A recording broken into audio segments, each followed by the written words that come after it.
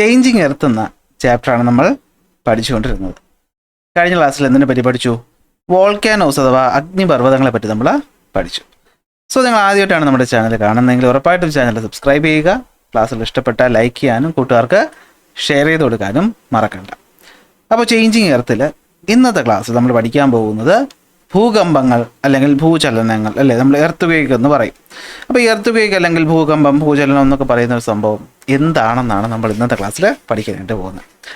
അപ്പോൾ ഭൂകമ്പങ്ങൾ എന്ന് പറയുന്നത് ഒരു പ്രകൃതി ദുരന്തമാണ് അല്ലേ, നാച്ചുറൽ ഡിസാസ്റ്റർ ആണ്. അപ്പോൾ നിങ്ങൾക്കറിയാം, നിങ്ങൾ ടി വിയിലും വാർത്തകളിലൊക്കെ കേട്ടിട്ടുണ്ടായിരിക്കും, ഭൂമി എന്ത് ചെയ്യുന്നു, ഇങ്ങനെ വിറയ്ക്കുകയാണ് അല്ലേ. നമ്മുടെ മൊബൈലിൽ വൈബ്രേഷൻ മോഡ് ഓണാക്കുന്ന പോലെ ഭൂമി എന്ത് ചെയ്യും, ഇങ്ങനെ ശക്തമായിട്ട് വിറയ്ക്കും. അപ്പോൾ എന്ത് പറ്റും, അതിന് പുറത്തുള്ള ബിൽഡിങ്ങൊക്കെ തകർന്ന് വീഴും. അങ്ങനെ ഈ ബിൽഡിങ്ങൊക്കെ തകർന്ന് വീഴുമ്പോഴത്തേക്കും അതിനുള്ളിൽപ്പെട്ട ആൾക്കാർക്ക് മരണം സംഭവിക്കാം. അതുപോലെ തന്നെ കടലിൽ അത് സംഭവിക്കുകയാണെങ്കിൽ സുനാമിയായി മാറാം. അങ്ങനെ എങ്ങനെയൊക്കെ നോക്കിയാലും നമുക്ക് ദുരന്തം ഉണ്ടാക്കുന്ന ഒന്നാണ് എന്ത്, ഭൂകമ്പങ്ങൾ എന്ന് പറയുന്നത്. അപ്പോൾ ആദ്യം നമുക്ക് ഈ ഭൂകമ്പം ഉണ്ടാകുന്നത് എങ്ങനെയാണെന്നൊന്ന് മനസ്സിലാക്കിയിട്ട് നമുക്ക് ടെക്സ്റ്റ് ബുക്കിലോട്ട് പോകാം. ഓക്കെ, റെഡിയല്ലേ എല്ലാവരും? അപ്പോൾ നിങ്ങൾക്കറിയാം, നമ്മുടെ ഭൂമിയുടെ ഏറ്റവും പുറത്തെ ഭാഗമെന്ന് പറയുന്നതാണ് എന്ത്, നിങ്ങളപ്പോൾ പറയും അത് ലിത്തോസ്ഫിയർ ആണെന്ന് പറയും അല്ലേ. അതെന്താണ്? ലിത്തോസ്ഫിയർ ആണെന്ന് പറയും അല്ലേ, ശിലാമണ്ഡലം എന്നല്ലേ മലയാളത്തിൽ പറയുന്ന ലിത്തോസ്ഫിയർ എന്ന് പറയും. ഈ ലിത്തോസ്ഫിയർ എന്ന് പറഞ്ഞു കഴിഞ്ഞാൽ ഇങ്ങനെ ഒറ്റയടിക്ക് ഇരിക്കുകയല്ല അല്ലേ, പല പല പല പ്ലേറ്റുകളായിട്ട് അല്ലേ, പല പല പല ഭാഗങ്ങളായിട്ട് പ്ലേറ്റുകളായിട്ടാണ് ഇരിക്കുന്നതെന്ന് നിങ്ങൾ പഠിച്ചു. അതിനാണ് ലിത്തോസ്ഫിയറിക് പ്ലേറ്റ് എന്ന് പറയുന്നത്, മേജർ പ്ലേറ്റ്, മൈനർ പ്ലേറ്റ്. അപ്പോൾ ഇതിനിടയിലുള്ള ഗ്യാപ്പുകളിലൂടെ അല്ലേ നമ്മുടെ മാഗ്മ പുറത്തേക്ക് വരുമ്പോഴാണ് അഗ്നിപർവ്വതങ്ങൾ ഉണ്ടാകുന്നതെന്ന് കഴിഞ്ഞ ക്ലാസ്സിൽ പഠിച്ചതാണ്. അപ്പോൾ ഇനി നമ്മൾ പഠിക്കാൻ പോകുന്നത് എന്താണെന്ന് വെച്ച് കഴിഞ്ഞാൽ ഭൂചലനം ഉണ്ടാകുന്നത് എങ്ങനെയാണെന്ന് വെച്ചാൽ, അപ്പോൾ നമുക്കറിയാം, അപ്പോൾ ആദ്യത്തെ ലെയറിൻ്റെ പേര് ലിത്തോസ്ഫിയർ. ഇതിൻ്റെ തൊട്ട് താഴെയായിട്ട് നമുക്ക് നോക്കിക്കഴിഞ്ഞാൽ മാഗ്മ ഉള്ളൊരു ഭാഗമുണ്ട് അല്ലേ, മോൾട്ടൺ റോക്കി മെറ്റീരിയലായ മാഗ്മ ഉള്ളൊരു ഭാഗമുണ്ട്. അതിനെ നിങ്ങൾ എന്ത് വിളിക്കും? അസ്തനോസ്ഫിയർ എന്ന് വിളിക്കും അല്ലേ. മലയാളത്തിലും അങ്ങനെ തന്നെയാണ് പറയുന്നത്. ഓക്കെ, അസ്തനോസ്ഫിയർ എന്ന് വിളിക്കും. ഈ അസ്തനോസ്ഫിയറിൽ എന്താ സംഭവിക്കുന്നതെന്ന് വെച്ചാൽ, നമ്മൾ ഈ പാലൊക്കെ തിളപ്പിക്കുമ്പോഴേ പാലിങ്ങനെ പതഞ്ഞ് പൊങ്ങി വരത്തില്ലേ. അപ്പോൾ നിങ്ങൾ എന്ത് ചെയ്യുവാണ്, അതിൻ്റെ മുകളിൽ ഒരു അടപ്പെടുത്ത് അടയ്ക്കുകയാണെങ്കിൽ എന്ത് പറ്റും, ഈ പൊങ്ങി വരുന്ന പാലിങ്ങനെ തട്ടി വശങ്ങളിലോട്ട് പോയി ഇങ്ങനെ തണുത്ത് അല്ലെ വീണ്ടും ഇങ്ങനെ തിളച്ച് ഇങ്ങനെ നിൽക്കും. അപ്പോൾ സ്റ്റേബിൾ അല്ലാത്തൊരു ഭാഗമായിട്ട് നിൽക്കും. സത്യത്തിൽ ഈ അസ്തനോസ്ഫിയറിൻ്റെ അവസ്ഥയും ഏതാണ്ട് അതുപോലെ തന്നെയാണ്. അതായത് ഈ പറയുന്ന അസ്തനോസ്ഫിയറിൻ്റെ നടുക്കായിട്ട് ഏറ്റവും താഴെയായിട്ട് നമ്മുടെ കോറുണ്ട്, ഭയങ്കര ടെമ്പറേച്ചറാണ് അല്ലേ, 5000 ഡിഗ്രി സെൽഷ്യസോളം ടെമ്പറേച്ചർ വരും.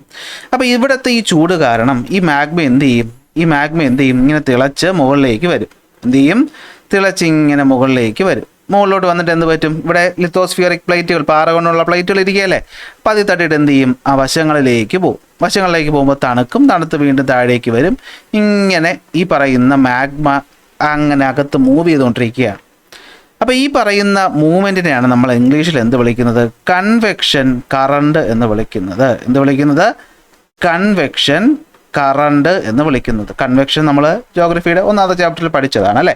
അപ്പോൾ കൺവെക്ഷൻ എന്ന് വെച്ചാൽ എന്താ, ചൂടാവുന്നു, എക്സ്പാൻഡ് ചെയ്യുന്നു, മുകളിലോട്ട് പോകുന്നു, തണുത്ത് പറയുന്ന സൈഡിലേക്ക് വരുന്നു. നമ്മൾ വിൻഡിൻ്റെ കാര്യത്തിലും പഠിച്ചതാണ്. അപ്പോൾ ഈ കൺവെക്ഷൻ കറണ്ട് ഉണ്ടാകുന്ന കാരണം എന്ത് പറ്റും, ഈ സ്റ്റേബിൾ ആയിട്ടുള്ളൊരു ഭാഗമല്ല. അപ്പോൾ എന്ത് പറ്റും, ഈ പറയുന്ന നിങ്ങൾ അതിനെ ആലോചിച്ച് നോക്കിയാൽ, നിങ്ങൾ നടന്നു പോകുമ്പോൾ ഒരു പഴത്തൊലി ചവിട്ടുമ്പോൾ വീഴുന്നത് എന്തുകൊണ്ടാണ്? ഈ പഴത്തൊലി എന്ന് പറയുന്നത് ഈ തറയുമായിട്ട് സ്റ്റേബിളായി ഒട്ടിപ്പിടിച്ചിരിക്കുന്ന ഒന്നല്ല. അപ്പോൾ എന്ത് പറ്റും, അവർക്കൊരു ഫ്രിക്ഷൻ കുറവാണ് അല്ലെ. ഫ്രിക്ഷൻ കുറവാകുമ്പോൾ എന്ത് പറ്റും, അത് തന്നെ അങ്ങ് മാറും. ഇതേ അവസ്ഥയാണ് ആർക്കും, നമ്മുടെ ലിത്തോസ്ഫിയറിക് പ്ലേറ്റുകളുടെയും അവസ്ഥ. അതായത് ഈ പറയുന്ന അസ്തനോസ്ഫിയറിലെ മാഗ്മയുടെ കൺവെക്ഷൻ കാരണമൊക്കെ കാരണം ഈ പ്ലേറ്റുകൾക്ക് ഇങ്ങനെ ഉറച്ചിവിടെ നിൽക്കാനായിട്ട് പറ്റത്തില്ല. ഇത് അങ്ങോട്ടും ഇങ്ങോട്ടൊക്കെ എന്ത് ചെയ്യും, തെന്നി അങ്ങോട്ട് മാറും. അപ്പോൾ ഈ തെന്നിമാറൽ കാരണമാണ് സത്യത്തിൽ എന്തുണ്ടാകുന്നത്, ഭൂചലനങ്ങൾ അല്ലെങ്കിൽ ഭൂകമ്പങ്ങൾ ഉണ്ടാകുന്നത്. അപ്പോൾ എന്താ പറ്റുന്നതെന്ന് വെച്ച് കഴിഞ്ഞാൽ നമുക്കൊരു ഉദാഹരണം പറയാം. ഇവിടെയായിട്ട് ഒരു ലിത്തോസ്ഫിയറിക് പ്ലേറ്റ് ഇരിക്കുന്നു, ഇവിടെയായിട്ട് മറ്റൊരു ലിത്തോസ്ഫിയറിക് പ്ലേറ്റ് ഇരിക്കുന്നു, ഇവിടെ മറ്റൊരു ലിത്തോസ്ഫിയറിക് പ്ലേറ്റ് ഇരിക്കുന്നു. ഇങ്ങനെ lithospheric plate അടങ്ങിയിരിക്കുകയാണ്.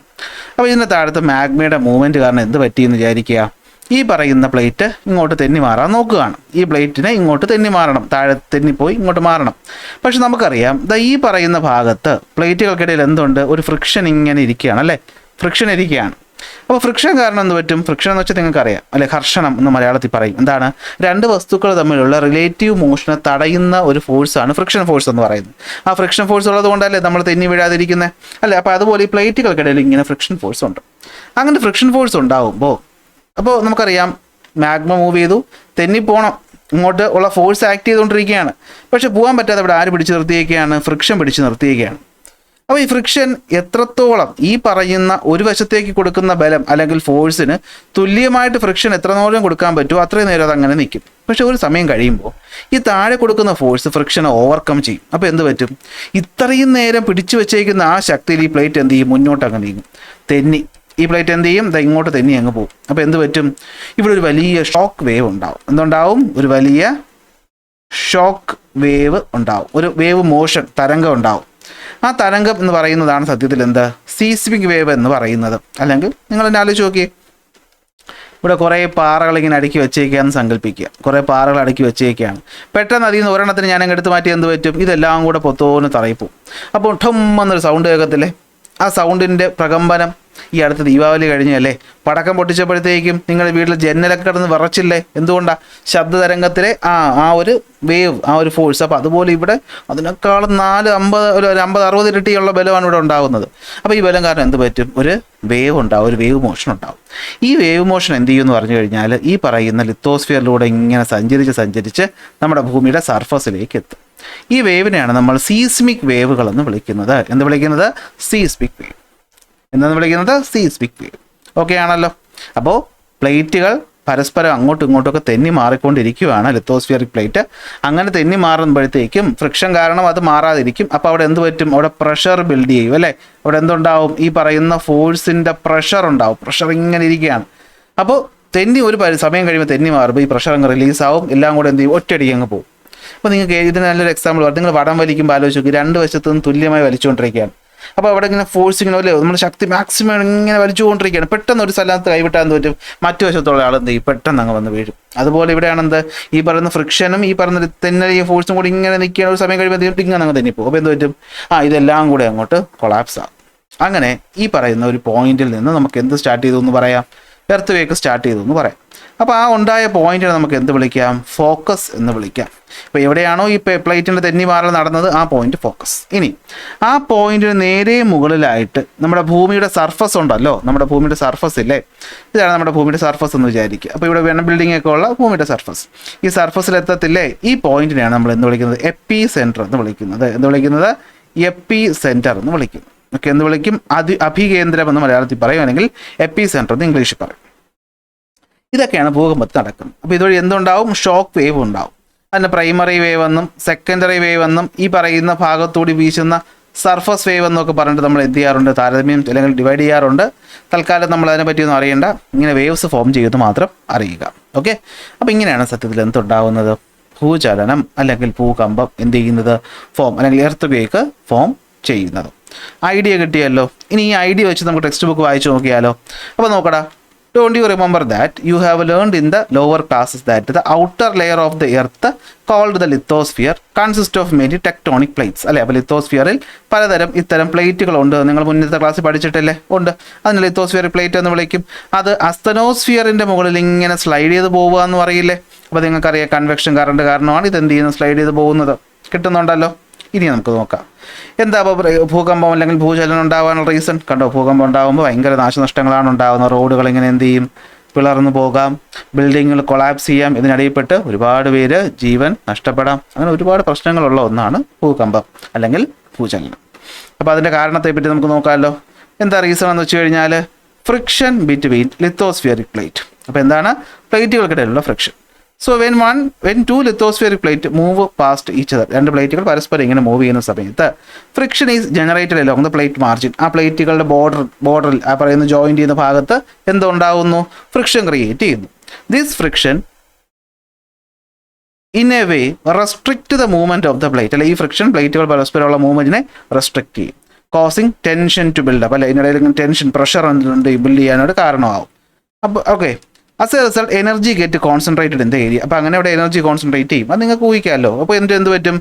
When the pressure of the plate to overcome the friction at the plate boundary. എപ്പോഴാണോ ഈ പറയുന്ന പ്രഷർ ഫ്രിക്ഷൻ ഓവർകം ചെയ്യുന്നത്, സഡൻ ആയിട്ടൊരു മൂവ്മെൻറ്റ് അവിടെ ഉണ്ടാകുന്നു പ്ലേറ്റ് ബൗണ്ടറി. ഇത് എനർജി റിലീസിന് കാരണമാകുന്നു.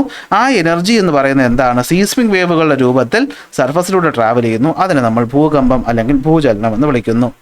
സിമ്പിൾ അല്ലേ? ഇനി ഞാൻ വരച്ച് പറഞ്ഞു തന്നത് വെച്ചപ്പോൾ ഇത് സിമ്പിളായിട്ട് മനസ്സിലായി കാണുമല്ലേ? അപ്പോൾ വീഡിയോ ലൈക്ക് ചെയ്യാനൊക്കെ നിങ്ങൾ പലരും മറന്നു പോകുന്നുണ്ട്. ഞാൻ പറയാത്തത് കൊണ്ടാണോ എന്ന് എനിക്കറിയില്ല. ലൈക്കൊക്കെ ചെയ്യണം കേട്ടോ. ഇങ്ങനെ ഉണ്ടാകുന്ന ഭൂകമ്പങ്ങളെ എന്ത് വിളിക്കും? ഇതിനാണ് നമ്മൾ ടെക്ടോണിക് എർത്ത് എന്ന് വിളിക്കുന്നത്. ടെക്ടോണിക് ഭൂചലനങ്ങൾ എന്ന് വിളിക്കുന്നത്. അതുണ്ടാകുന്ന പോയിന്റിനെ വിളിക്കുന്ന പേര് ഏതാണ്? ഫോക്കസ്. കണ്ടോ, അതുണ്ടാകുന്ന പോയിന്റിനെ വിളിക്കുന്ന പേര് ഫോക്കസ്. അതിന് നേരെ മുകളിൽ the point on the earth surface directly above the focus is called epicentre. അപ്പോൾ ഫോക്കസിന് നേരെ മുകളിലായി കാണുന്ന ഈ പോയിന്റിനെയാണ് നമ്മൾ എന്ത് വിളിക്കുന്നത്? എപ്പി സെന്റർ എന്ന് വിളിക്കുന്നത്. എന്ത് വിളിക്കുന്നത്? എപ്പി സെന്റർ എന്ന് വിളിക്കുന്നത്. ഓക്കെ ആണല്ലോ. അപ്പോൾ ഇതാണ് എന്തെന്ന് പറയുന്നത്? നമ്മുടെ ഭൂകമ്പം അല്ലെങ്കിൽ ഭൂചലനം എന്ന് പറയുന്നത്. വളരെ അടുത്തടുത്തായിരിക്കും ഈ പറയുന്ന രണ്ട് പോയിന്റുകളൊന്ന് പറയുന്നത്. അപ്പോൾ ഇനി ഇപ്പോൾ പറഞ്ഞത് എന്തുവാണ്? ടെക്ടോണിക് ഭൂചലനങ്ങൾ എന്ന് പറയും. എന്നാൽ എപ്പോഴും ഇങ്ങനെയാണോ ഉണ്ടാകുന്നത്? അല്ല. മലയാളം മീഡിയം ടെക്സ്റ്റ് കൂടെ ഒന്ന് നോക്കാമല്ലോ. അപ്പോൾ എന്താണ് ശിലാമണ്ഡലം അഥവാ ലിത്തോസ്ഫിയർ എന്ന് പറയുന്നത്? എന്തായിരിക്കും? നമ്മുടെ ഭൂമിയുടെ പുറംപാളിയാണ്. അത് ഫലകങ്ങളായിട്ട് അല്ലെങ്കിൽ പ്ലേറ്റുകളായിട്ട് വിഭജിച്ച് കിടക്കുന്നുണ്ട്. അപ്പോൾ അതെന്തിൻ്റെ മുകളിലാണ്? അസ്തനോസ്ഫിയറിൻ്റെ മുകളിലൂടെ ഇങ്ങനെ തെന്നി മാറിക്കൊണ്ടിരിക്കുകയാണ്. നിങ്ങൾക്കത് അറിയാം. അപ്പോൾ ഇത്തരത്തിൽ ഈ പറയുന്ന എന്താണ് ചലനങ്ങൾ കാരണം ഫലകങ്ങൾക്കിടയിൽ ചലനം ഉണ്ടാകും. ചലനങ്ങൾ ഉണ്ടാകുമ്പോൾ അതിനിടയിൽ എതിർത്തുകൊണ്ട് ഘർഷണം അഥവാ ഫ്രിക്ഷൻ ഉണ്ടാകും. ഈ ഫ്രിക്ഷനാണ് ഭൂകമ്പത്തിൻ്റെ കാരണം, അല്ലേ? അപ്പോൾ എന്ത് പറ്റും? രണ്ട് പ്ലേറ്റുകൾ പരസ്പരം തെന്നി മാറുമ്പോൾ അവയ്ക്കിടയിൽ എന്തുണ്ടാകുന്നു? ഘർഷണം രൂപപ്പെടുന്നു. ഈ ഘർഷണം കാരണം ഫലകത്തിൻ്റെ ചലനം എന്ത് ചെയ്യും? തടസ്സപ്പെടുകയും ചെയ്യുന്നു. അപ്പോൾ അവിടെ എന്ത് പറ്റും? സമ്മർദ്ദം ഉണ്ടാവും, അല്ലെ? ടെൻഷൻ ഉണ്ടാകും. അവിടെ ഊർജ്ജം സംഭരിക്കപ്പെടും. അങ്ങനെ ഒരു സമയം കഴിയുമ്പോഴത്തേക്കും എന്ത് പറ്റും? ഈ പറയുന്ന ഘർഷണത്തെ അതിജീവിക്കാൻ ആർക്ക് സാധിക്കും? ഫലകങ്ങളിൽ ഉണ്ടാകുന്ന ഈ മൂവ്മെൻറ്റ് സാധിക്കുമ്പോൾ പെട്ടെന്ന് ചലനം അഥവാ എന്താണ്? ഭ്രംശം സംഭവിക്കും. അങ്ങനെ എന്ത് പറ്റും? പ്ലേറ്റുകൾ പരസ്പരം പെട്ടെന്ന് തെന്നി മാറുകയും അതിലൂടെ ഊർജം എന്ന് പറയുന്നത് സ്വതന്ത്രമാകുകയും ചെയ്യുന്നു. ഇതാണ് തരംഗ രൂപത്തിൽ നമ്മുടെ ഭൂമിയിലെ ഉള്ളിലേക്ക് സഞ്ചരിച്ച് എത്തുന്നു. ഇതിനെയാണ് നമ്മൾ എന്ത് വിളിക്കുന്നത്? ഭൂചലനങ്ങൾ എന്ന് വിളിക്കുന്നത്. ഇത്തരത്തിലുണ്ടാകുന്ന ഭൂചലനങ്ങളെ വിളിക്കുന്ന പേരാണ് ടെക്ടോണിക് ഭൂകമ്പങ്ങൾ. ടെക്ടോണിക് ഭൂകമ്പങ്ങൾ എന്ന് വിളിക്കുന്നു. അപ്പോൾ ഫോക്കസ് എന്ന് പറയുന്നത് എന്താണ്? ഈ പറയുന്ന ഭൂവൽക്കത്തിൽ ഊർജം സ്വതന്ത്രപ്പെടുന്ന കേന്ദ്രത്തിൻ്റെ പ്രഭവ കേന്ദ്രം അഥവാ ഫോക്കസ് എന്നും, അപ്പോൾ എവിടെയാണോ ഇതുണ്ടാവുന്നത് അവിടെ എന്ത് പറ്റും? ഫോക്കസ് അഥവാ പ്രഭവ കേന്ദ്രമെന്നും, അതിന് നേരെ മുകളിലുള്ളതിന് നമ്മൾ എന്ത് വിളിക്കും? അഭികേന്ദ്രം അഥവാ എപ്പി സെൻറ്റർ എന്നും വിളിക്കും. ഫോക്കസിന് നേർമുകളിലുള്ള ഈ ഭൗമോപരിതലത്തെ കേന്ദ്രത്തിലാണ് ഭൂകമ്പങ്ങൾ എന്ത് ചെയ്യുന്നത്? ആദ്യം എത്തുന്നത്. ആദ്യം എത്തുന്നത്. ആണല്ലോ. ഇനി ഏതൊക്കെ രീതിയിൽ ഭൂകമ്പം ഉണ്ടാകാമെന്ന് ചോദിച്ചാൽ ഒന്ന് നിങ്ങൾക്ക് മനസ്സിലായി. ഏതാണ്? നമ്മൾ പറഞ്ഞ ടെക്ടോണിക് ഭൂചലനങ്ങൾ. ഇനി ഇതല്ലാതെ മറ്റ് ചില മാർഗത്തിലും ഭൂചലനങ്ങൾ ഉണ്ടാകാറുണ്ട്. എങ്ങനെയൊക്കെയെന്ന് ചോദിച്ചു കഴിഞ്ഞാൽ, ഒന്ന് വോൾക്കാനിക് ഇറപ്ഷൻ. ഒരു സ്ഥലത്ത് പെട്ടെന്ന് സൈഡിലൂടെ ഈ പറയുന്ന മാഗ്മ കടന്നു പോയിട്ട് അവിടെ അഗ്നിപർവ്വത വിസ്ഫോടനം ഉണ്ടാകുമ്പോൾ അതുമായി ബന്ധപ്പെട്ടും ഭൂചലനങ്ങൾ ഉണ്ടാകാം. അടുത്ത് നമ്മൾ ഭൂമിക്കകത്ത് ഇങ്ങനെ, നിങ്ങൾ KGF സിനിമ കണ്ട് കാണുമല്ലോ, അല്ലേ? KGF സിനിമയിൽ കണ്ടിട്ടുണ്ടാവുമല്ലോ. നമ്മൾ ഭൂമിക്കടിയിലോട്ട് കുഴിച്ചു പോയിട്ടാണ് ഖനിയിൽ നിന്ന് സാധനങ്ങൾ എടുക്കുന്നത്. അപ്പോൾ ഈ ഖനിയുടെ മേൽക്കൂര പെട്ടെന്ന് ഇടിഞ്ഞു വീഴുന്ന അപകടങ്ങൾ ഉണ്ടാകാറുണ്ട്. പക്ഷെ നിങ്ങൾ ആലോചിക്കണം, ഈ ഖനി എന്ന് പറയുമ്പോൾ നമ്മൾ ഭൂമിക്കടിയിലോട്ടാണ് പോകുന്നത്, അപ്പോൾ ലിത്തോസ്ഫിയറിനകത്തോട്ടാണ് പോകുന്നത്. അപ്പോൾ പെട്ടെന്ന് ഈ പറയുന്ന റൂഫ് ഓഫ് മൈനൊക്കെ പൊളിഞ്ഞു വീഴുന്നത് കാരണവും ഭൂകമ്പങ്ങൾ എന്ത് ചെയ്യാറുണ്ട്? ഉണ്ടാകാറ് ഉണ്ട്. അതുപോലെ എന്താണ് നമ്മൾ ഈ പറയുന്ന ഭൂകമ്പങ്ങൾ, ഈ പാറക്കോറി മറ്റു കാര്യങ്ങൾക്കുള്ള എക്സ്പ്ലോഷൻസ് അല്ലേ, നമ്മൾ എക്സ്പ്ലോസീവ്സ് ഒക്കെ വെച്ച് പൊട്ടിക്കാറില്ല, അങ്ങനെ പൊട്ടിക്കുമ്പോൾ എന്ത് പറ്റാറുണ്ട്? ഭൂചലനം ഉണ്ടാകും. ഇനി മറ്റൊരു സാധനം കേൾക്കുമ്പോൾ നിങ്ങൾ ചിലപ്പോൾ കുറച്ച് പേടി ഉണ്ടാകും. നമ്മുടെ വെള്ളം സംഭരിച്ച് വെക്കുന്ന റിസർവോയർ അഥവാ ഡാമുകൾ. ഈ ഡാമുകളുടെ പരിസരത്തും എന്ത് ചെയ്യാറുണ്ട്? ഭൂകമ്പങ്ങൾ ഫോം ചെയ്യാറുണ്ട്. ഇടുക്കി ജില്ലയിൽ ഭൂചലനങ്ങളപ്പോൾ ഉണ്ടാകുന്നതിന് ഇതിനൊരു ചെറിയ പങ്കുണ്ടോ എന്ന് ചോദിച്ചാൽ ഉണ്ട് എന്ന് പറയണം. അതായത് സംഭവം ഇത്രയേ ഉള്ളൂ. ഡാമുകൾ എന്ന് പറയുന്നത് നിങ്ങൾക്ക് അറിയാമല്ലോ, അല്ലേ? എന്താ ഡാമെന്ന് വെച്ച് കഴിഞ്ഞാൽ ഒഴുകിപ്പോകുന്ന നദിയുടെ ഭാഗത്തായിട്ട് നമ്മൾ എന്ത് ചെയ്യും? നമ്മൾ ഇത്തരത്തിൽ ഒരു സ്ട്രക്ചർ കെട്ടി നിർത്തും, അല്ലേ? അപ്പോൾ വെള്ളം ഇവിടെ വന്ന് ഇങ്ങനെ കെട്ടി കിടക്കുകയായിരിക്കും, അല്ലേ? വെള്ളം ഇവിടെ വന്ന് ഇങ്ങനെ കെട്ടി കിടക്കുകയാണ്. അപ്പോൾ ഇവിടുന്ന് താഴേക്ക് നല്ല രീതിയിൽ എന്തുണ്ടാകും? ഫോഴ്സ് ഉണ്ടാവും, അല്ലേ? അപ്പോൾ ഈ ഫോഴ്സ് കാരണം ഈ പാറകളിൽ ചിലതൊക്കെ ചിലപ്പോൾ പൊടിയാനും തെന്നി മാറാനും ഒക്കെ സാധ്യതകളുണ്ട്. അങ്ങനെ ഉണ്ടാകുമ്പോഴാണ് ഇവിടെ എന്ത് ചെയ്യുന്നത്? ഭൂകമ്പങ്ങൾ രൂപപ്പെടുന്നത്. Large reservoirs are situated. Minor tremors are often caused by the fault in the bed rock due to the pressure exerted by the water on the bed rock, അല്ലേ? ബെഡ് റോക്ക് എന്ന് വെച്ചാൽ അതിന് താഴെ കാണുന്ന ഈ പറയുന്ന പാറകളിൽ ഉണ്ടാകുന്ന പ്രഷർ കാരണം ഇത് പൊടിയാനും തെന്നി മാറാനും സാധ്യതയുണ്ട്. അത് കാരണം ഇതുവഴി എന്ത് ചെയ്യാം? ഭൂചലനങ്ങൾ ഉണ്ടാകാൻ സാധ്യത ഉണ്ട്. അപ്പോൾ ഇതാണ് ഭൂചലനങ്ങളെ പറ്റിയിട്ട് നമ്മൾ അറിഞ്ഞിരിക്കേണ്ട ഒരു ഭാഗമെന്ന് പറയുന്നത്. ഇനി നമുക്ക് നോട്ടൊന്ന് വായിച്ചു നോക്കിയാലോ? മലയാളത്തിലും വലിയ വ്യത്യാസമൊന്നും ഇവിടെ വരുന്നില്ല. നമുക്ക് എന്ത് ചെയ്യാം? നോട്ടൊന്ന് നോക്കാം. അപ്പോൾ നോട്ടിൻ്റെ PDF ഞാൻ ഉടനെ തന്നെ നമ്മുടെ ഗ്രൂപ്പിലേക്ക് ഇട്ടേക്കാം. അപ്പോൾ ഇതാണ് ഭൂകമ്പം എന്ന് പറയുന്നത്. അപ്പോൾ എന്തുവാണ്? The lithosphere is the outer most layer of the earth. ഇത് പല പല എന്താണ് ടെക്ടോണിക് പ്ലേറ്റുകളായിട്ട് കിടപ്പുണ്ട്. ഇവിടെ എന്ത് പറ്റും, ഈ പറയുന്ന പ്ലേറ്റുകളുടെ മൂവ്മെൻറ്റ് കാരണമാണ് ഭൂചലനങ്ങൾ ഉണ്ടാകുന്നത്. സോ എന്ത് പറ്റും, രണ്ട് ടെക്ടോണിക് പ്ലേറ്റുകൾ പരസ്പരം മൂവ് ചെയ്യാൻ സമയത്ത് അവർക്കിടയിൽ ഫ്രിക്ഷൻ ബിൽഡപ്പ് ആവുകയും ഈ പറയുന്ന ഫ്രിക്ഷൻ ഇവരെ മൂവ്മെൻറ്റിനെ തടയുകയും ചെയ്യുന്നു. അങ്ങനെ സ്ട്രെസ്സ് ബിൽഡാകുന്നു. ആ സ്ട്രെസ് എപ്പോഴാണോ ഈ പറയുന്ന ഇതിനെ ഓവർകം ചെയ്യുന്നത്, സഡൻ ആയിട്ട് മൂവ്മെൻറ്റ് ഉണ്ടാവുകയും എനർജി റിലീസ് ഉണ്ടാവുകയും ചെയ്യും. കണ്ടോ, അങ്ങനെ ഈ പറയുന്ന എനർജി അകത്ത് നിന്ന് ട്രാവൽ ചെയ്ത് സർഫസ് എത്തുമ്പോൾ സർഫസ് ഇതുപോലെ പിളർന്ന് ഭാഗങ്ങളായിട്ട് മാറാറുണ്ട്. ഓക്കെ, അപ്പോൾ ഇതിനാണെന്ന് പറയുന്നത്. സോ ഭൂകമ്പം ഇത് നിങ്ങളുടെ കഴിഞ്ഞ വർഷത്തെ ടെക്സ്റ്റ് ബുക്കിലുള്ളൊരു ഡെഫിനിഷനാണ്. അതും കൂടി ഞാനിവിടെ നിന്ന് ആഡ് ചെയ്തിട്ടുണ്ട്, കുറച്ചുകൂടി മനസ്സിലാക്കാൻ പറ്റും. Rock in the deeper part of the earth undergo displacement and fault due to plate movement and other causes. അതായത് ഭൂമിക്കടിയിലുള്ള പാറകൾക്ക് മൂവ്മെൻറ്റ് വരും. കുറച്ചുകൂടി സിമ്പിളായിട്ട് മനസ്സിലാക്കാൻ പറ്റും. സർഫസ് ഭൂമിക്കടി എന്ന് പറഞ്ഞു കഴിഞ്ഞാൽ ലിത്തോസ്ഫിയറിക് പ്ലേറ്റുള്ള പാറകളാണ്. അപ്പോൾ ഈ പാറകൾ പെട്ടെന്ന് തെന്നി മാറുമ്പോൾ എന്ത് പറ്റും, സിവിയർ പ്രഷർ എക്സേർട്ട് ചെയ്യും ലിത്തോസ്ഫിയറിലോട്ട്. ഇത് സീസ്മിക് വേവ്സ് ആയിട്ട് മാറിയിട്ട് സർഫസിലോട്ട് വരുമെന്നാണ് പറയുന്നത്. അപ്പോൾ ഇത് കുറച്ചുകൂടി ഒരു ഈസി ആയിട്ട് ഒരു ഐഡിയ കിട്ടാൻ സഹായിക്കുമെന്ന് ഞാൻ വിശ്വസിക്കുന്നു. അങ്ങനെ ഉണ്ടാകുന്നു സീസ്മിക് വേവ്സ് അല്ലേ. അപ്പോൾ നോക്കിയേ, the released energy travel through the earth as form of seismic waves. അപ്പോൾ ഭൂകമ്പം അളക്കാൻ ഉപയോഗിക്കുന്ന ഉപകരണത്തിൻ്റെ പേരെന്താണ്? സീസ്മോഗ്രാഫ് അല്ലേ. അതിൻ്റെ എനർജി അറിയുന്നതാണെങ്കിലോ റിക്ടർ സ്കെയിൽ എന്ന് പറയും. ഓക്കെ, കേട്ടിട്ടുണ്ടാവുമല്ലോ. ഈ വേവ്സ് എന്ത് പറ്റും, സർഫസിലേക്ക് എത്തുന്നു, അങ്ങനെ പ്രശ്നങ്ങളുണ്ടാകും. അപ്പോൾ ഫോക്കസ് അഥവാ ഹൈപ്പോ സെൻറ്റർ എന്ന് വെച്ചാൽ എന്താ, അത് point inside the earth where the earthquake starts or releases energy. Epicenter is the point on the earth's surface directly above the focus. The epicenter experiences the earthquake effect firstly and above. അടുത്ത type നോക്കിയടാ, such earth നമ്മൾ വിളിക്കുന്ന പേരാണെന്ത്, tectonic earth quake. എന്ത് വിളിക്കുന്നത്, tectonic earth quake എന്ന് വിളിക്കുന്നത്. Okay ആണല്ലോ. അപ്പോൾ next എന്തൊക്കെ കാരണങ്ങൾ കൊണ്ട് നമുക്ക് ഭൂകമ്പം ഉണ്ടാകാനായിട്ട് പറ്റും. അപ്പോൾ നോക്കിയേ ഫസ്റ്റ് നമ്മുടെ ടെക്ടോണിക് പ്ലേറ്റുകളുടെ മൂവ്മെൻറ്റ് കാരണം ഉണ്ടാകാം, വോൾക്കാനിക് ഇറപ്ഷൻ കാരണം ഉണ്ടാവാം, മൈനുകളുടെ റൂഫ് ഇങ്ങനെ കൊളാപ്സ് ചെയ്യുന്നത് കാരണം ഉണ്ടാകാം, അല്ലെങ്കിൽ മറ്റു തരം എക്സ്പ്ലോഷൻസ് കാരണം ഉണ്ടാവാം. ഇനി മറ്റൊന്നാണെന്ത്, വാട്ടർ റിസർവോയറുകളുടെ അടിയിലായിട്ട് കാണുന്ന ഈ പറയുന്ന ബെഡ് റോക്കിൽ ഉണ്ടാകുന്ന പ്രഷർ കാരണം എന്ത് ചെയ്യാം, ഭൂചലനങ്ങൾ അഥവാ ഭൂകമ്പങ്ങൾ ഉണ്ടാകാം. ഓക്കെ ആണല്ലോ. അപ്പോൾ നമ്മളിനി അടുത്ത് നോക്കാൻ പോകുന്നത് നമ്മുടെ ഭൂകമ്പത്തിൻ്റെ ഡിസ്ട്രിബ്യൂഷനാണ്. ഓക്കെ, നമ്മുടെ ഭൂമിയിൽ നമ്മൾ നോക്കുകയാണെങ്കിൽ ഭൂചലനം ഉണ്ടാകാൻ സാധ്യതയുള്ള ചില സ്ഥലങ്ങളുണ്ട്. അപ്പോൾ ആ സ്ഥലങ്ങൾ നമ്മൾ നോക്കിക്കഴിഞ്ഞാൽ ഇവിടെ കണ്ടോ, നമ്മുടെ ഗുജറാത്തിൻ്റെ ഭാഗം നിങ്ങൾ ശ്രദ്ധിച്ചാൽ കാണാൻ പറ്റുന്നുണ്ട്. കണ്ടോ, നമ്മുടെ ഇന്ത്യയിലെ ഗുജറാത്തിൻ്റെ ഭാഗം, ഗുജറാത്തിൽ പണ്ടൊരു ഭൂകമ്പം ഉണ്ടായിട്ടുണ്ട്, ഭയങ്കര ഡേഞ്ചറസ് ആയിട്ടുള്ള ഭൂകമ്പമാണ്. കണ്ടോ, ഡീപ്പ് എർത്ത് ക്വേക്ക് സോൺസ് എന്ന് പറഞ്ഞ് മാർക്ക് ചെയ്തേക്കുന്നത് നമ്മുടെ ഹിമാലയ പർവ്വതത്തിൻ്റെ ഭാഗം. കാരണം നിങ്ങൾക്കറിയാം ഹിമാലയ പർവ്വതം എന്താണ്, നമ്മുടെ പ്ലേറ്റുകൾ അല്ലെ കൺവേർജൻറ്റ് മാർജിൻ കാരണം ഉണ്ടായതാണ്, ഈ അടുത്ത കാലത്ത് ഫോം ചെയ്തതാണ് എന്ന് വെച്ചാൽ ഭൂമിയുടെ പഴക്കം വെച്ച് നോക്കുമ്പോൾ. അപ്പോൾ അതിൻ്റെ അടിയെന്ന് പറയുന്നത് എന്തായിരിക്കും, ഒട്ടും സ്റ്റേബിള് ആയിരിക്കില്ല. എന്തായിരിക്കില്ല, സ്റ്റേബിള് ആയിരിക്കില്ല. അപ്പോൾ അതുപോലെ ഭാഗം ചൈനയുടെ ഭാഗം, ഇതൊക്കെ കണ്ടു, ജപ്പാൻ്റെ ഭാഗം, ജപ്പാൻ ഭൂചലനങ്ങൾ നിങ്ങൾ കേട്ടിട്ടുണ്ടാവുമല്ലോ. നമ്മുടെ അമേരിക്കയിൽ തന്നെ ഈ പറയുന്ന വെസ്റ്റ് ഭാഗം, അതുപോലെ സൗത്ത് അമേരിക്കയുടെ ഈ ഭാഗം, ഓസ്ട്രേലിയയുടെ ഭാഗങ്ങളില്ല. പിന്നെ നമ്മുടെ ഈ പറയുന്ന യൂറോപ്പിൻ്റെ ചില ഭാഗങ്ങളിലും എന്തുണ്ട്, ഭൂകമ്പ സാധ്യതകളുണ്ട്. ഇനി അതല്ലാതെ നമുക്ക് ഈ പറയുന്ന കടലിൻ്റെ ഭാഗത്തും നമ്മുടെ പസഫിക് സമുദ്രത്തിൻ്റെ ഭാഗത്തും ഒക്കെ ഭൂചലനങ്ങൾ ഉണ്ടാകാനുള്ള സാധ്യതകളുണ്ട്. ഇതാണ് സംഭവം എന്ന് പറയുന്നത്. അപ്പോൾ ഭൂകമ്പത്തിലൂടെ എന്തൊക്കെ സംഭവിക്കാം, അതാണ് ഇവിടെ പറയുന്നത്. തുർക്കിയിൽ 2023 ഫെബ്രുവരി 6 ഒരു വലിയ ഭൂചലനം ഉണ്ടായി. എന്തൊക്കെ സംഭവിച്ചു, ആൾക്കാരുടെ ജീവൻ ഹാനി സംഭവിക്കാം.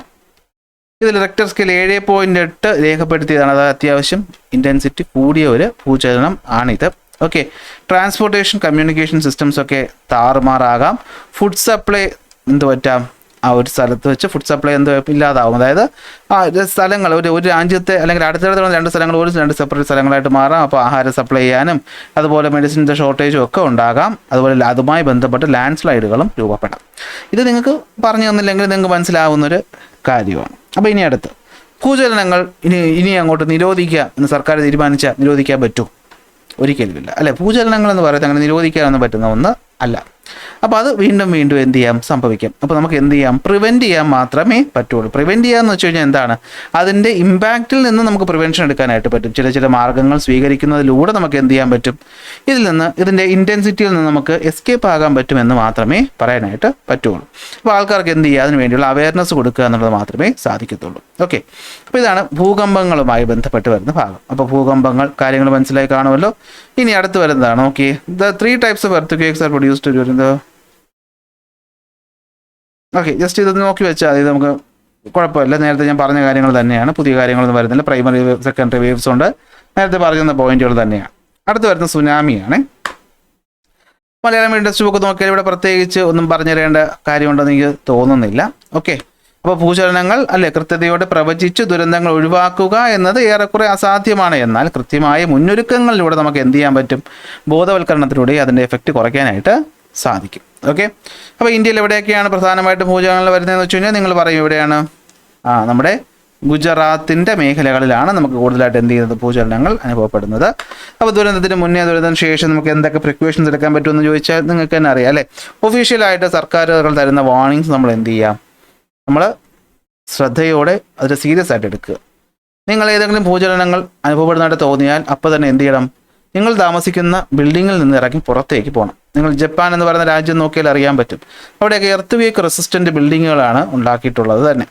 അപ്പോൾ ഇതാണ് രണ്ട് പ്രധാനപ്പെട്ട കാര്യങ്ങൾ. ഓക്കെ, അടുത്ത് ഉയർന്ന ബിൽഡിങ്ങിൻ്റെ അടുത്ത് നിന്നൊക്കെ എന്ത് ചെയ്യുക? മാർക്കല്ലാത്ത നമ്മുടെ CID മൂസയിൽ പറഞ്ഞ പോലെ അതിലെ ബിന്ദു പണിയിൽ കാണിക്കുന്ന പോലെ അയ്യോ എൻ്റെ ഫ്രിഡ്ജ്, അയ്യോ എൻ്റെ TV എന്നും പറഞ്ഞുകൊണ്ട് എന്ത് ചെയ്യരുത്? വിലപിടിപ്പുള്ള സാധനങ്ങൾ എടുക്കാൻ നിന്ന് കഴിഞ്ഞാൽ അതിനേക്കാളും വിലയുള്ളതാണ് നമ്മുടെ ജീവൻ. അപ്പോൾ ജീവനും കൊണ്ട് ആദ്യം എന്ത് ചെയ്യുക? കിട്ടാവുന്നതും കയ്യിലെടുത്തുകൊണ്ട് ഇറങ്ങി ഓടുക. അതുപോലെ തന്നെ ഭൂകമ്പ സാധ്യതയുള്ള മേഖലകളിലാണെങ്കിൽ നിങ്ങളൊരു എമർജൻസി കിറ്റ് എപ്പോഴും പ്രിപ്പയർ ചെയ്ത് വെച്ചേക്കണം. അതുപോലെ നിങ്ങൾക്ക് ഏറ്റവും വിലപിടിപ്പുള്ള നിങ്ങളുടെ ഡോക്യുമെൻറ്റ്സ്, സർട്ടിഫിക്കറ്റ്സ്, അതുപോലെ എന്തെങ്കിലും ഈ പറയുന്ന പണം കാര്യങ്ങളൊക്കെ എപ്പോഴും ഒരു സ്ഥലത്താക്കി വയ്ക്കുക. പെട്ടെന്നൊരു അപകടം വന്നാൽ അത് എടുത്തുകൊണ്ട് ഓടത്തക്ക രീതിയിലായിരിക്കണം. അത്യാവശ്യ ആഹാരവും കാര്യങ്ങളൊക്കെ, എമർജൻസി കിറ്റുകൾ, അത് അത്യാവശ്യം മെഡിസിൻസ് ഒക്കെ ഇത്തരത്തിലുള്ള എമർജൻസി കിറ്റ് ഉണ്ടാക്കി അത് കയ്യിൽ അല്ലെങ്കിൽ എടുത്ത് കൊണ്ടുപോകാൻ പറ്റുന്ന സ്ഥലത്ത് കരുതുന്നത് വളരെ അത്യാവശ്യമാണ്. ഇതൊക്കെയാണ് നമുക്ക് ചെയ്യാൻ പറ്റുന്നത്. ഓക്കെ, ദുരന്തത്തിന് മുന്നേ ചെയ്ത് വയ്ക്കാൻ പറ്റും. ദുരന്ത സമയത്ത് ഞാൻ പറഞ്ഞതാണ് എന്താ? ബിൽഡിങ്ങിൽ നിന്ന് ഇറങ്ങി ഓടുക എന്നുള്ളതാണ് ഏറ്റവും പ്രധാനപ്പെട്ട കാര്യം. അതുപോലെ ഫാൾസായ ഇൻഫർമേഷൻസും ആവശ്യമില്ലാത്ത കാര്യങ്ങളൊന്നും പ്രചരിപ്പിക്കാതൊക്കെ ഇരിക്കുക. നമ്മുടെ ഈ കേരളത്തിൽ ഇതുവരെ വലിയ ഭൂചലനങ്ങളൊന്നും ഉണ്ടായിട്ടില്ല. പക്ഷേ കാലമാണ്, കാലം മാറുമ്പോൾ എന്ത് വേണമെങ്കിലും മാറാം. ഭാവിയിൽ ഇവിടെ എന്ത് ചെയ്യാം? അതൊക്കെ സംഭവിച്ചു കൂടായികയൊന്നുമില്ല. ദുരന്തത്തിന് ശേഷം എന്താണ്? ദുരന്തത്തിന് ശേഷവും രക്ഷാപ്രവർത്തനങ്ങൾക്ക് ഇറങ്ങുമ്പോഴും ഗവൺമെൻറ് പറയുന്ന കാര്യങ്ങളിൽ വളരെ ശ്രദ്ധ കൊടുക്കാനായിട്ട് ശ്രദ്ധിക്കണം. ഇനി ഭൂകമ്പത്തെ പറ്റി പറയുമ്പോൾ നമ്മൾ സുനാമിയെ പറ്റി പറയാതിരിക്കാൻ പറ്റത്തില്ല. 2004 ഡിസംബറിൽ നമ്മുടെ ഇന്ത്യയിലും സുനാമി എത്തിയിട്ടുണ്ടായിരുന്നു. ഏതാണ്ട് 2,30,000 ആൾക്കാരുടെ ജീവൻ നഷ്ടപ്പെടുത്തിയ ഒരു സുനാമി ആയിരുന്നു അത്. നിങ്ങൾ ദശാവതാരം സിനിമ കണ്ടിട്ടുണ്ടെങ്കിൽ അതിൻ്റെ ക്ലൈമാക്സ് സമയത്ത് ഇതുപോലൊരു സുനാമി നമുക്ക് കാണുന്നുണ്ട്. അതായത് ഏതാണ്ട് വളരെ ഈ സുനാമി എന്ന വാക്കിൻ്റെ അർത്ഥം തന്നെ എന്താ? TSUNAMI എന്നാണ് നമ്മൾ എവിടെ എഴുതുന്നത്? ഇംഗ്ലീഷിൽ എഴുതുന്നത് തുറമുഖ തിരമാലകൾ അല്ലെങ്കിൽ ഹാർബർ വേവ്സ് എന്നാണ് ഈ വാക്കിൻ്റെ അർത്ഥം. ജാപ്പനീസ് ഭാഷയിലാണ്. എന്ന് വെച്ചാൽ എന്താ? വളരെ വലിയ ഉയർന്ന തിരമാലകൾ നമ്മുടെ ഈ പറയുന്ന തീരത്തെ വന്ന് വിഴുങ്ങുന്ന ഒരു സംഭവമാണ് സത്യത്തിൽ സുനാമി എന്ന് പറയുന്നത്. അപ്പോൾ സുനാമി ഉണ്ടാകുന്ന പ്രധാന കാരണം നമ്മുടെ ഓഷൻ ഫ്ലോറിൽ ഉണ്ടാകുന്ന എന്താണ്? ഭൂകമ്പങ്ങളാണ്. അതായത് നമ്മുടെ കടലിനകത്തുണ്ടാകുന്ന ഭൂചലനങ്ങളിലൂടെയാണ് എന്ത് ചെയ്യുന്നത്? ഈ പറയുന്ന സുനാമി രൂപപ്പെടുന്നത്. അങ്ങനെ വലിയ വലിയ ഉയർന്ന തിരമാലകൾ കരയിലേക്ക് എത്തുന്നു. അതുപോലെ തന്നെ ചിലപ്പോൾ കടലിനടിയിലുള്ള വോൾക്കാനിക് ഇറപ്ഷൻ അഥവാ അഗ്നിപർവ്വത വിസ്ഫോടനങ്ങളോ അല്ലെങ്കിൽ ഈ ഉൽക്കകൾ കടലിൽ വന്ന് പതിക്കുന്നതോ ഒക്കെ സുനാമിക്ക് കാരണം ആകാറുണ്ട്. ഓക്കെ, അപ്പോൾ സമുദ്രത്തിൻ്റെ ഇപ്പോൾ പെട്ടെന്ന് എന്ത് ചെയ്യുന്നു? വൻ ഭൂകമ്പങ്ങൾ അനേകം മീറ്ററുകൾ ഉയർന്ന ഭൂകമ്പങ്ങളിലൂടെ സുനാമിയെ പറ്റി പറയുകയാണ്. എന്താണ്? അനേകം മീറ്ററുകൾ ഉയരമുള്ള ഭീമൻ തിരമാലകൾ കരയിൽ വന്ന് അടിക്കുന്നതാണ് എന്തെന്ന് പറയുന്നത്? സുനാമി എന്ന് പറയുന്നത്. അഗ്നിപർവ്വത വിസ്ഫോടനങ്ങൾ ഭൂകമ്പമല്ലാതെ ഉൽക്കകളുടെ പതനവും ഇതിനെന്ത് ചെയ്യാറുണ്ട്? കാരണം ഉണ്ട്.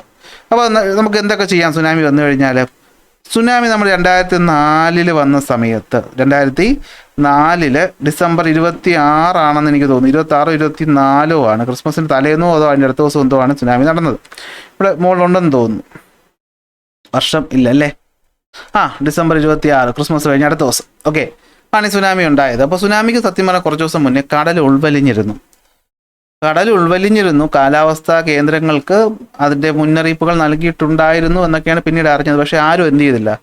അത് സീരിയസ് ആയി എടുത്തില്ല. കാരണം നമുക്ക് ഇതുവരെ അങ്ങനെ സുനാമി ഉണ്ടായിട്ടില്ല. അതാണ് ഞാൻ ഭൂകമ്പത്തിൻ്റെ കാര്യത്തിലും പറഞ്ഞത്.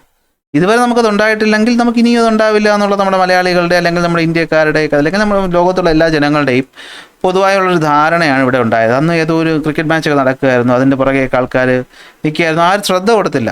ഒഫീഷ്യൽ വാർണിംഗ് വന്നിരുന്നു, സത്യത്തിൽ വന്നിരുന്നു. പക്ഷെ ആരും എന്ത് ചെയ്തില്ല? അത് സീരിയസ് ആയി എടുത്തെങ്കിൽ ഇത്രത്തോളം മരണം നമുക്ക് ഉണ്ടാകില്ലായിരുന്നു. ജീവനെങ്കിലും ഒന്ന് രക്ഷിക്കാൻ പറ്റുമായിരുന്നു.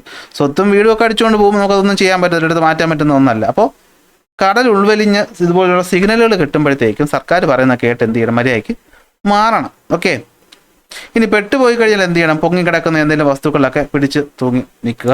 അതിന് പറഞ്ഞു തരേണ്ട കാര്യമില്ലല്ലോ. ഞാൻ എന്നാലും നിങ്ങൾക്ക് വേണ്ടിയിട്ട് കുറച്ച് പോയിന്റുകൾ ഇവിടെ തന്നിട്ടുണ്ട്. കാരണം ഇത്തരം ചോദ്യങ്ങൾ പരീക്ഷയ്ക്ക് വരാൻ സാധ്യതയുണ്ട്, നിങ്ങൾക്കൊരു സാമൂഹിക ബോധം വരാൻ വേണ്ടിയിട്ട്. Okay, if the sea level suddenly goes down by several metres thread okay treat it as a tsunami warning. Run away from the shore immediately and move to higher grounds. ഓടുക അത്രയേ ഉള്ളൂ.